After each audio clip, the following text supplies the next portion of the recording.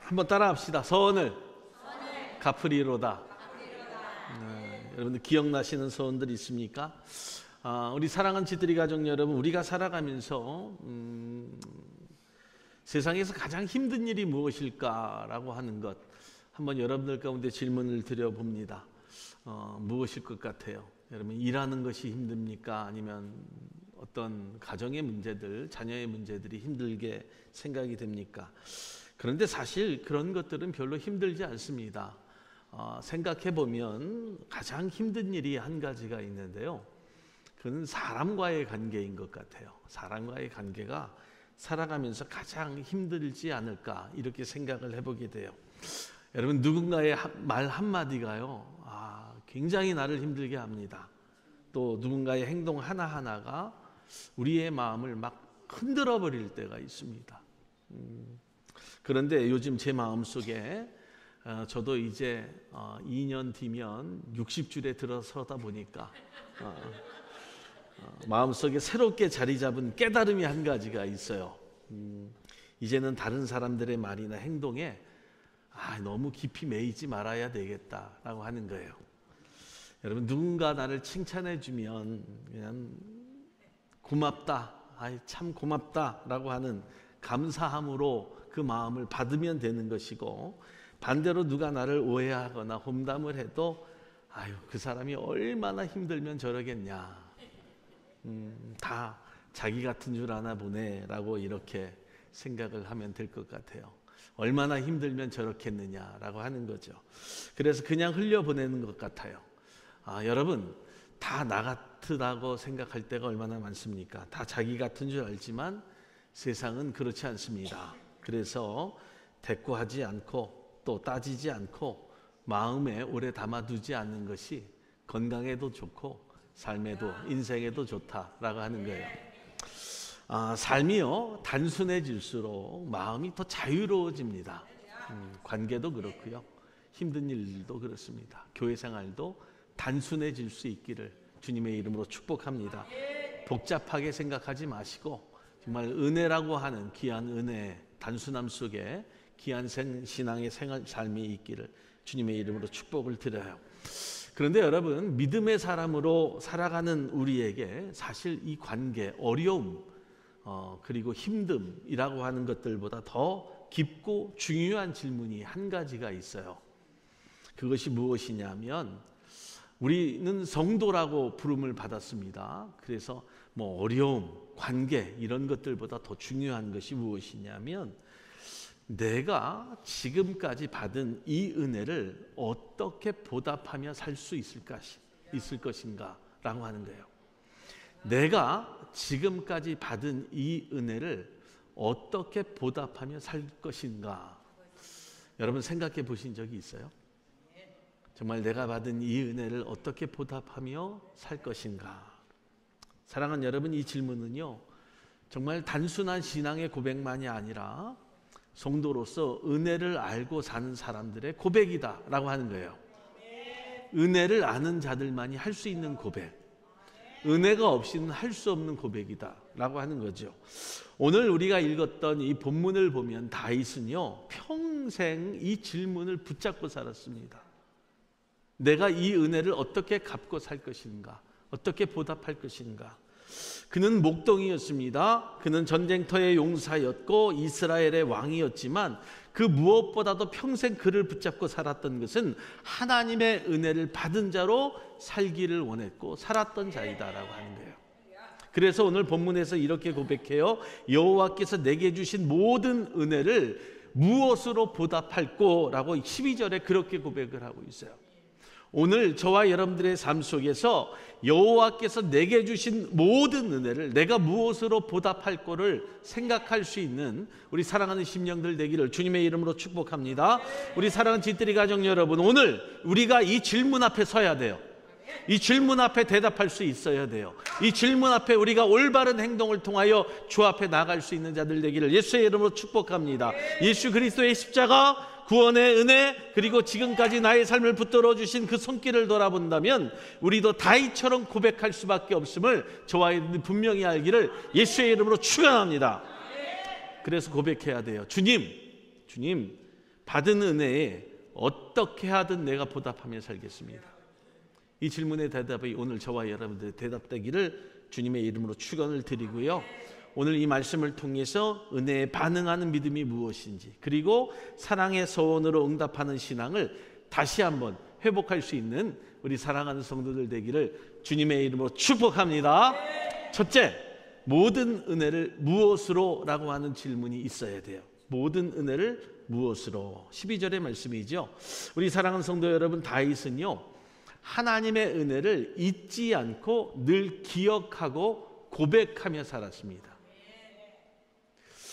그는 이렇게 말합니다. 주께서 내 영혼을 사망에서, 내 눈을 눈물에서, 내 발을 넘어짐에서 건지셨습니다 라고 116편 8절에 고백을 하고 있어요. 시편 23편은 우리가 너무도 잘 알고 있는 말씀을 다윗이 고백을 합니다. 여호와는 나의 목자시니 내게 부족함이 없으리로다. 사랑하는 여러분, 다윗은요, 왕이 되기 이전 어린 목동 시절에도 고난을 상징합니다. 어려움을 상징해요. 그리고 장성하여 왕이 되었을 때도, 또 죄로 인하여 징계를 받을 때도 그가 항상 고백했던 것이 있어요. 그것이 무엇이냐면 은혜예요. 할렐루야. 항상 고백했던 것이 은혜라고 하는 거예요. 그 고백으로 평생을 살았어요. 그래서 다윗이 하나님으로부터 기뻐함을 받는 자가 될 수 있었던 이유도 바로 그 은혜 때문이었다라고 하는 거예요. 사랑하는 여러분, 그는요, 상황이 좋지 않았을 때도 감사의 은혜를 통하여 하나님 앞에 나아갑니다. 역경 중에도, 두려움 속에서도, 그리고 죄 중에 있을 때도 하나님께서 함께 하시는 은혜를 늘 붙들고 살기를 원했다는 거예요. 그런데 여러분, 우리의 삶을 한번 돌이켜 볼까요? 우리는 어떻습니까? 우리의 은혜는요, 항상 변해요. 사람에 따라 변합니다. 아까도 처음에 말씀을 드렸지만 관계에 따라 변해요. 목회자에 따라 변합니다. 홍 목사님이 계실 때는 은혜 받았다고 하는데 지금은 은혜 못 받는 사람들도 있어요. 목회자에 따라서 변해요. 상황에 따라 변합니다. 여러분, 그런데 그거는요, 은혜로 사는 자의 삶이 아니에요. 자, 보세요. 사람 때문에 살았어요. 그 사람 때문에 살아가려고 해요. 사람 때문에 그 은혜가 늘 변해요. 하나님으로부터 받은 은혜가 아니라는 거예요. 사람이 좋으면 은혜 받았다고 하고, 사람의 관계가 좋았으면 은혜 나누었다고 생각을 하죠. 그리고 목회자가 좋으면 은혜를 받았다고 해요. 목회자가 싫으면 은혜 받지 못했다고 해요. 사랑하는 여러분, 어떤 은혜로 살아야 될까? 사람 때문에 받는 은혜는 결코 그것이 복된 은혜가 될 수 없어요. 그건 감정과 기분에 따라 살아온 거예요. 그걸 신앙이라고 이야기했던 거예요. 그걸 믿음이라고 착각하며 살아왔던 거예요. 사랑하는 여러분, 우리에게 있어서 은혜는 무엇이냐면 그 첫 번째가 생명이에요. 할렐루야. 사랑하는 성도 여러분, 우리가 숨쉬는 이 순간조차 은혜인 것을 여러분들이 고백하십니까? 여호와 하나님이 흙으로 사람을 지으시고 생기를 그 코에 불어넣으시니 사람이 생명이 된지라. 그 사람이 누구예요? 바로 저와 여러분들이에요. 우리를 생명으로 만들어 주셨어요. 시편 150편 6절에는 이렇게 말씀합니다. 호흡이 있는 자마다 여호와를 찬양할지라. 생명이 있는 자들이 여호와를 찬양할 수 있어요. 우리가 숨쉬고 살아가는 것, 지금 저와 여러분들이 숨쉬고 예배할 수 있는 것, 그것 자체가 하나님의 은혜예요. 주님은 날마다 우리의 또한 필요를 채워주시는 은혜를 우리 가운데 허락해 주십니다. 예수님도 반드시 그것을 가르쳐 주셨는데, 그러므로 염려하여 이르기를 무엇을 먹을까, 무엇을 마실까, 무엇을 입을까 염려하지 말라고 말씀하셨어요. 이것은 다 이방인들이 구하는 것이니라. 너희 하늘 아버지께서 이 모든 것이 너희에게 있어야 할 줄을 아시느니라 라고 마태복음 6장에 그렇게 말씀을 하세요. 그러니까 우리의 필요를 위하여 채워주시는 은혜가 바로 누구로부터 시작이 되었다? 바로 하나님으로부터 시작되었다. 할렐루야. 시편 104편에는 또 이렇게 말씀해요. 그가 들짐승을 위하여 풀을 자라게 하시며 사람을 위하여 농사를 지어 먹을 것을 내게 하셨다라고 말씀을 해요. 하나님은요, 항상 우리에게 먹을 수 있는 밥도, 입을 수 있는 옷도, 쉴 수 있는 집도, 여러분 우리 가운데 주셨어요. 그것이 우리의 필요거든요. 그렇기 때문에 이것은 우연이 아니라 하나님의 은혜예요. 할렐루야. 생명과 또 필요를 우리 가운데 주셨는데요. 그 중에 무엇보다도 우리가 받은 은혜 중에 가장 좋은 은혜가 있어요. 무엇입니까? 바로 그것이 구원의 은혜예요. 구원의 은혜다. 요한복음 3장 16절의 말씀을 보면 하나님이 세상을 이처럼 사랑하사 누구를 주셨다고요? 독생자를 주셨으니 이는 저를 믿는 자마다 멸망치 않고 영생을 얻게 하려 하심이니라. 할렐루야. 우리가 아직 죄인 되었을 때 그리스도께서 우리를 위하여 죽으심으로 하나님께서 우리에 대한 자기의 죄를 확증하셨느니라. 로마서 5장 8절의 말씀을 하고 있거든요. 여러분, 우리가 잘해서 구원받은 것이 아니에요. 우리가 잘해서 하나님의 은혜가 우리 가운데 주어진 것이 아니라 전적으로 하나님의 사랑이기 때문에 은혜가 우리 가운데 임한 거예요. 할렐루야. 바울이 고백을 합니다. 너희가 그 은혜에 의하여 믿음으로 말미암아 구원을 받았으니 이것이 너희에게서 난 것이 아니요 하나님의 선물이라고 에베소서 2장 8절에 분명히 말씀을 하고 있다는 거예요. 우리가 은혜를 잘못 생각하고 살았어요. 사람 때문에, 관계 때문에 받은 것이 은혜가 아니라요, 하나님의 사랑이 우리 가운데 강권적으로 역사하셨기 때문에 그것이 은혜가 되어야 돼요. 할렐루야. 은혜를 착각하면서 살지 마세요. 은혜를 떨어졌다, 있다, 붙었다 하는 것으로 착각하지 말라는 거예요. 사랑하는 집들이 가족 여러분, 성경은요, 그래서 은혜 받은 사람의 특징을 분명하게 말씀을 하는데 바로 하나님의 사랑을 향한 사랑의 반응이 성도에게 있어야 된다는 거예요. 특히 오늘 성경의 다윗은요, 하나님을 단순히 경배의 대상으로만 생각한 것이 아니라 자기의 삶에 있어서 마음과 힘과 목숨을 다하여 사랑할 대상으로 여겼다는 거예요. 사람은 그렇게 안 해도 돼요. 솔직히 온 마음을 다해서, 힘을 다해서, 목숨을 다해서 사랑할 대상은 사람이 아닙니다. 사랑하는 여러분, 하나님이 우리에게 베풀어 주신 사랑, 그 은혜를 그렇다면 우리가 어떻게 보답하며 살 수 있겠어요? 우리의 보답은요, 거창한 것이 아닙니다. 우리는 우리의 소원, 받은 바 은혜에 대한 보답을 이야기할 때 아주 큰 것들을 이야기해요. 잘못 생각할 때가 많아요. 우리가 하나님께 대한 그 소원의 보답, 그 은혜에 대한 보답은 무엇이냐면 첫째로 감사하는 마음이 있어야 돼요. 이 땅의 생의 삶을 살면서 감사의 마음을 잃어버리면 그때부터 은혜가 떨어지는 거예요, 여러분. 그래서 감사의 마음이 충만하셔야 돼요. 찬양하는 입술이 있어야 돼요. 그리고 또 순종하는 삶으로 기도하는 삶의 모습을 보여야 된다는 거예요. 그런 사람들이요, 잘 보세요. 잘 들어볼까요? 자, 감사하는 마음이 있고요, 그리고 찬양하는 입술이 있고요, 순종하는 마음으로 기도하는 자가 은혜가 떨어질 수 있어요? 하나님의 은혜를 잊고 살 수 있겠느냐는 거예요. 절대로 그럴 수 없죠. 하나님의 은혜를 온전히 아는 자들은요, 감사의 마음과 찬양의 입술과 순종의 기도만이 있어요. 우리 사랑하는 성도들은 분명히 알기를 예수의 이름으로 축복합니다. 그래서 사람과 환경에 따라 달라지는 은혜가 되어서는 안 된다는 거예요. 우리는 사람과 환경에 따라서, 상황에 따라서 얼마나 많이 달라집니까? 그런데 진짜 은혜는요, 변하지 않는 거예요.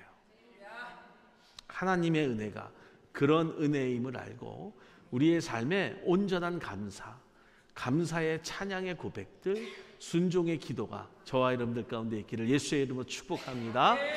두 번째는요, 따라합시다. 서원을 갚으리로다. 다윗은 하나님의 은혜를 받을 때마다 하나님 앞에 서원을 했던 것들이 많아요. 그래서 이렇게 고백을 합니다. 내가 서원한 것을 여호와께 갚으리로다 라고 이렇게 18절 14절에 고백을 해요. 얼마나 많은 서원을 했으면 갚겠다라고 하는 말을 할까요? 여러분, 우리가 빚을 졌습니다. 그럼 그 돈을 빌려준 사람은 뭐라고 이야기를 해요? 빚 갚아, 빚 갚아라고 하죠. 그런데요, 사실 하나님은요, 우리에게 한 번도 빚 갚으라고 하신 적이 없어요. 우리가 마음이 떨려서 내가 그 약속이 기억날 때마다 불안해서 갚겠습니다, 갚겠습니다라고 할 뿐이죠. 자, 보세요. 여기서 서원이라고 하는 것은 여러분 잘 들으셔야 돼요. 약속이 아니에요. 약속이 아니다라고 하는 거예요. 우리가 잘못 생각할 때가 있어요. 내가 하나님 앞에 약속했으니까 그것을 꼭 갚아야지. 그런데 여러분, 그 약속이 깨질 때가 얼마나 많아요. 하나님께 드리는 여러분 믿음의 고백이 서원이에요. 그리고 은혜에 대한 반응의 삶이 서원이라고 하는 거예요. 그러니까 내가 하나님께 받은 은혜를 통하여 내 삶의 모든 것들을 기쁨으로 감사함으로 드릴 때 그것이 서원을 갚는 자의 삶이라고 하는 거예요. 할렐루야. 우리는 마치 이 서원을 약속처럼 생각을 합니다. 그러다 보니까 그 약속을 지키지 못하거나 깨지게 되면 어떻게 돼요? 괜히 혼자 시험 들어요. 괜히 혼자 시험 들어요. 그리고 혼자 방황을 해요. 사람들이 나를 어떻게 생각할까라고 하는 어떤 불안과 두려움이 생겨요. 그래도 천하에 내가 지트리 교회 권사인데 사람들이 나를 어떻게 생각할까? 어떻게 생각하기 그냥 권사로 생각하죠. 그런데 여러분, 그 약속을 지키지 못하니까 혼자 방황하고 혼자 시험 들고 그러다 결국 교회를 떠나는 거예요. 그런 분들 많이 봤습니다. 누가 서원하라고 한 적도 없어요. 누가 그것에 대한 약속을 지키라고 한 적도 없다는 거예요. 그런데 더 큰 문제가 있어요. 그런데 그 약속 같은 것들도요, 자기가 스스로 하나님께 기도하고 받은 감동으로 하나님 앞에 서원한 것이 아니라 누군가 옆에서 쿡쿡 찔러. 야, 너도 권사 정도 됐으면 그 정도 해야지. 권사 정도 됐으면 너도 뭐 어느 정도 이렇게 약속을 하고 하나님 앞에 드려야지. 근데 자기가 기도한 게 아니에요.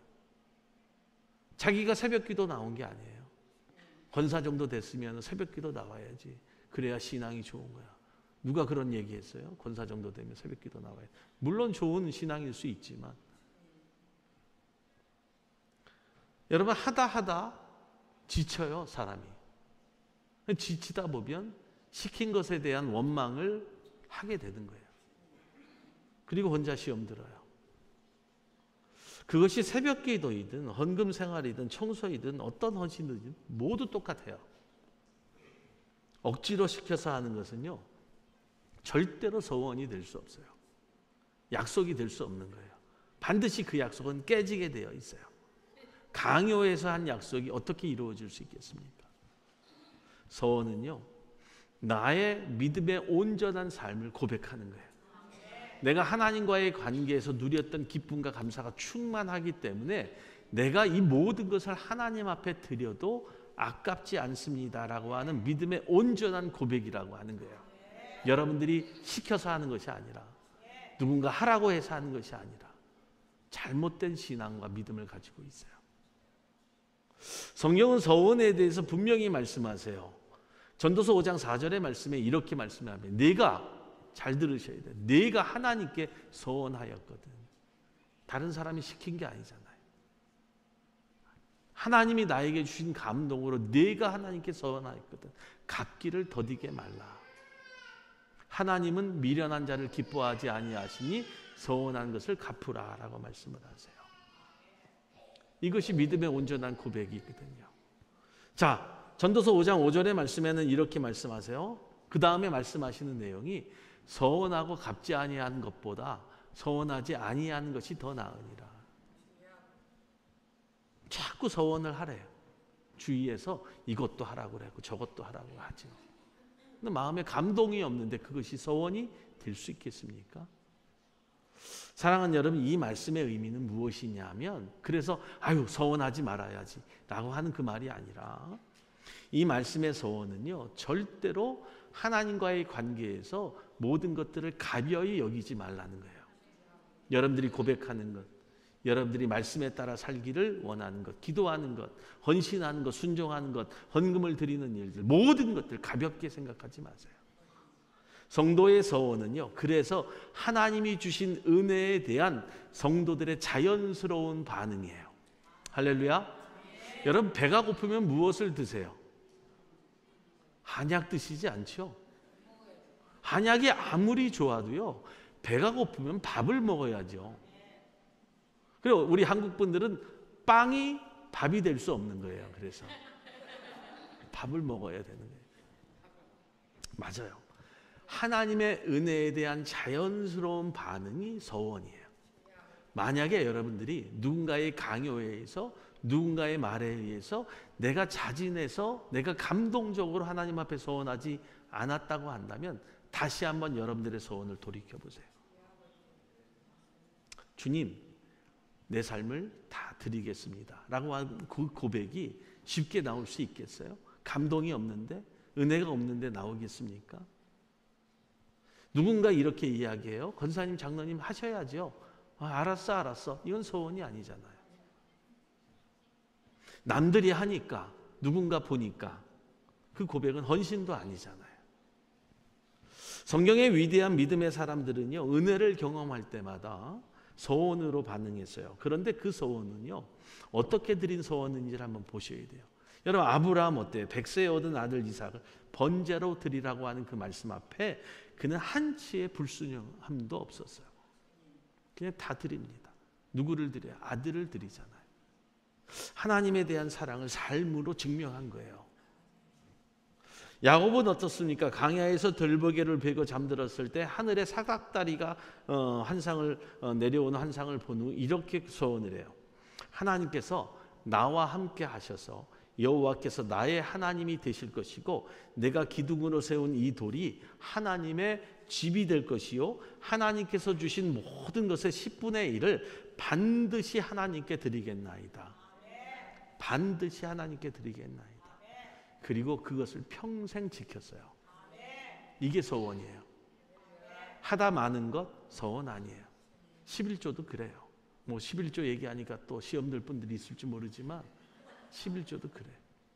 헌금 생활도 그렇다는 거예요. 이왕 내가 드리기로 작정을 했으면 평생 그것을 작정하고 지키는 거예요. 한나 어떻습니까? 아이를 낳지 못해요. 통곡하면서 기도하다가 하나님이 이 아들을 주시면 그 아들을 하나님께 드리겠다고 서원을 해요. 그러자 어떻게 돼요? 진짜 아들을 낳았어요. 그러자 이 한나는요, 내 아들이 아닙니다, 하나님의 아들입니다 라고 하는 것을 실제로 행해요. 한 번도 자기의 소유라고 인정한 적을 없었어요. 그런데 우리는 어때요? 다 내 소유라는 거예요. 내 새끼도 내 소유, 내 가정도 내 소유, 내 사업체도 내 거. 사랑하는 여러분, 하나님께 드린다는 거, 서원한다라고 하는 것은요, 한치의 망설임도 없어야 된다는 거예요. 혹이라도 여러분들의 생각, 마음속에 두려움이나 걸리는 것이 있잖아요. 그건 서원이 아니에요. 그건 아나니아와 삽비라의 삶이에요. 우리가 내가 하나님 앞에 헌신하겠습니다 라고 말을 하면서 여러분, 내 맡은 시간, 내가 해야 될 일들 그냥 다른 사람들이 알아서 하겠지라고 하는 가운데 자신은 전혀 관심도 없고 헌신도 없어요. 여러분, 그 은혜를 입을 때마다 서원으로 반응했던 일들이 무색해지죠. 사랑하는 여러분, 다윗은요, 그러나 실제의 삶에서 가품으로 신앙을 증명하며 살았던 거예요. 다윗 역시 늘 서원하며 살았어요. 시편 곳곳에 그렇게 고백을 하거든요. 여러분, 시편 119편 106절에 이렇게 말을 합니다. 내가 서원한 것을 주께 갚으리니 주의 의로운 규례들을 지키겠나이다. 내가 그의 법도를 지키겠다는 거예요. 내가 하나님과의 약속했던 그 모든 것들, 그것도 내가 지키겠지만 하나님의 법도, 하나님과의 약속했던 그 말 한마디 한마디를 내가 지키며 살기로 작정하겠다는 거예요. 이게 서원을 갚는 일이에요. 우리는 서원을 갚으라고 하면 뭐 헌금을 해라, 잘못 생각할 때가 너무도 많아요. 서원했으니까 하라 라고 할 때 물질을 드리라 라고 하는 것으로 잘못 생각하는 경우가 얼마나 많습니까? 그러다 보니까 서원을 물질로만 연결을 해요. 그러니까 그 물질 때문에 시험 당하잖아요. 내가 감사의 제사를 주께 드리고 여호와의 이름을 부르리이다, 성경이 말씀해요. 여러분들, 서원을 갚는 것은 내가 하나님 앞에 감사의 제사로 영광을 돌리는 거예요. 어떠한 환경과 상황과 처지 속에서도 감사를 잃지 않는 것, 이게 서원을 갚는 일이에요. 여러분, 감사 잃어버린 분들 많아요. 서원은 단지 입술의 약속이 아니라 그래서 여러분들의 삶의 고백이 되는 거예요. 다윗이 하나님의 은혜에 감사하며 찬송을 드리잖아요. 평생 찬송하잖아요. 왜 시편을 지었을까요? 평생 찬송하기를 원했기 때문에. 기도로 반응했잖아요. 죄 가운데도 기도했어요. 예배에 참여하면서 서원을 갚기로 소망했죠. 이것이 다윗의 삶이었어요. 사랑하는 저와 여러분들, 우리의 서원은 단순히 무엇을 드리겠습니다 라고 하는 조건부 약속으로 맞춰지면 안 돼요. 서원의 본질은요, 그래서 이렇게 고백하는 거예요. 주님, 제 삶 전체가 주님의 것입니다. 여러분, 자녀를 드리기로 했으면 자녀의 삶 전체가 하나님의 거예요. 드리고 살다가 안 되면 그때 목사 만들겠다고 말하지 말라는 거예요. 그렇게 생각하는 분들이 많아요. 하나님의 이름으로 아들을 낳았습니다. 근데 평생 끼고 살다가 자녀가 안 되니까 너 목사나 해라. 그게 무슨 서원을 갚아요. 여러분들의 소유권을 주장하시면 안 돼요. 사업체 하나님의 은혜로 사업을 운영해 가고 있다면 그 사업체도 하나님의 것이지 여러분들의 것이 아니에요. 고백하십니까? 평생 끼고 살다가 안 되니까 하나님 이거라도 가져가십시오가 이게 아니라는 거예요. 여러분, 교회가 하나님의 것이라면 교회에서 여러분들의 이름이 드러나면 안 돼요. 자꾸 여러분들의 이름이 드러나기를 원하니까 시험 당하는 거예요. 상처받는 거예요. 마음 아프죠. 다른 사람의 이름만 자꾸 일러주는 것 같아요. 오직 하나님의 이름만이 드러나야 되거든요. 여러분들의 이름이 드러나려고 하는 순간 자 보세요. 어떤 일이 생겨요. 사탄이 와서요, 가라지를 딱 뿌리고 가요. 그때부터 시험이 와요. 서원은요, 그래서 가장 중요한 게 있는데요. 어떻게 갚아야 될 것일까? 무엇으로 갚기를 원하세요? 내가 한 100만 불 있으니까 100만 불 탁 내놓으면 갚겠지. 아니에요. 그게 아니에요, 여러분. 서원은요, 여러분이 예배로 갚으세요. 할렐루야. 예배로 갚으세요. 하나님은 아직도 예배하는 자를 찾으세요. 서원하는 자들이 예배를 소홀히 하면서 내가 무엇을 갚아나가겠다? 천만의 말씀이에요. 천만의 말씀. 갚을 수 없어요. 아무리 시간을 들이고 헌신을 해도요, 예배가 없는 자들은 아무리 해도 갚을 수 없어요. 사탄이 이미 마음에 가라지를 뿌리고 갔기 때문에 갚을 길이 없어요. 하나님을 만날 때마다 마음을 드리는 것이 최고의 서원의 갚음이에요. 자 보세요. 예배에 나와서 하나님의 마음을 알고 하나님의 마음을 받아들일 때 그곳에 기쁨이 있어야 되지 않겠어요? 서원은 삶의 순종으로 갚으셔야 돼요.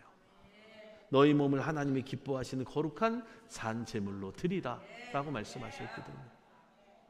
그렇기 때문에 우리의 삶 전체가 서원을 갖는 예물이 되고 제물이 되고 예배가 될 수 있기를 예수의 이름으로 축복합니다. 그런데 우리는 어때요? 한번 돌이켜보니까 서원을 하라니까 자기는 그냥 안 드리고 아들 드리고 남편만 드려요. 자기는 안 드려요. 아들 한번 드리면 되겠지. 남편 드리면 되겠지. 자기가 먼저 드려줘야지. 나의 서원을 갚으라. 그리하면 환난 날에 내가 너를 건지리니 내가 나를 영화롭게 하리로다. 서원하는 자는 성결히 여겨 여호와께 드린 것을 갚아야 할지니라. 여러분들의 삶 속에요, 마음속에 서원한 모든 것들은 성결한 마음으로 예배자의 모습으로 갚아가기를 주님의 이름으로 축복합니다. 그런 자들이요, 더 은혜를 깊이 경험하고 더 풍성한 축복을 누리게 되어 있거든요. 사랑하는 여러분, 억지로 그 은혜를 갚지 말려고 하지 마시고 하나님의 은혜가 너무 크고 놀랍기 때문에 내가 그 은혜에 반응하지 않을 수 없습니다라고 하는 그 고백으로 서원 갚아 나갈 수 있는 우리 사랑하는 성도들 되기를 예수의 이름으로 축복합니다. 세 번째는요, 서원을 갚는다는 것은 구원의 잔을 높이 드는 거예요. 구원의 잔을 높이 든다. 할렐루야. 다윗이 은혜를 받은 뒤 이렇게 고백을 해요. 13절의 말씀을 보니까 내가 구원의 잔을 들고 여호와의 이름을 부르겠습니다. 여기서 구원의 잔이라고 하는 것은 그냥 단순한 술잔이 아니에요, 여러분. 짜짜잔 하는 술잔이 아니라 하나님께서 주신 은혜와 구원의 축복을 상징하는 거예요. 그러니까 여러분들이 찬송할 때 손을 들고 높이 찬송하는 것이 그냥 감동이 돼서 내 마음에 울림이 있어서 하는 것이 아니라 그 구원에 내가 하나님 감사합니다 라고 두 손을 들고 하나님의 은혜를 받기를 원합니다 라고 하는 소망을 주 앞에 드리는 거예요. 당시의 잔은 유대인들의 문화에서 기념과 감사를 의미했습니다. 잔을 높이 든다는 것은 감사를 표현했던 것이고 은혜를 선포하는 행동이었다라고 하는 거예요. 그래서 여러분들이 이 손이 부끄러우면 안 된다는 거예요. 내가 행하는 모든 일들이 부끄러운데 어떻게 손을 들 수 있어요? 헌신이 없는 손, 기도가 없는 손인데 어떻게 들 수 있겠느냐라는 거예요. 다윗이 단순히 잔을 가슴에 품지 않았거든요. 숨기지 않았어요. 그것을 높이 들었습니다. 다시 말해서 하나님의 구원을 자신만의 것으로 감추지 아니하고 모든 사람들 앞에 내가 하나님 앞에 이런 감화와 감동으로 주 앞에 드려지기를 원합니다 라고 하는 것으로 하나님께 영광 돌리는 자의 삶을 살았어요. 우리가 구원의 잔을 들 수 있는 이유가 무엇입니까? 주님께서 먼저 저주의 잔을 마셔 주셨기 때문이다 라고 하는 거죠. 예수님께서 겟세마네 동산에서 이렇게 기도하시잖아요. 내 아버지여, 만일 할만하시거든 이 잔을 내게서 지나가게 하옵소서. 그러나 나의 원대로 마옵시고 아버지의 원대로 하옵시옵소서. 그 잔은 죄와 저주의 심판이었는데 주님께서 대신 우리의 잔을 마셔 주셨던 거예요. 여호와의 손에 잔이 있으니 악인은 다 기울여 마시리로다. 우리가 마셔야 될 것들이었다라고 하는 거죠. 그럼에도 불구하고 예수 그리스도께서 그 십자가의 그 저주의 잔을 다 마셔버리니까, 그래서 오늘 우리의 손에는요 저주의 잔이 아니라 구원의 잔이 높이 들려져 있다.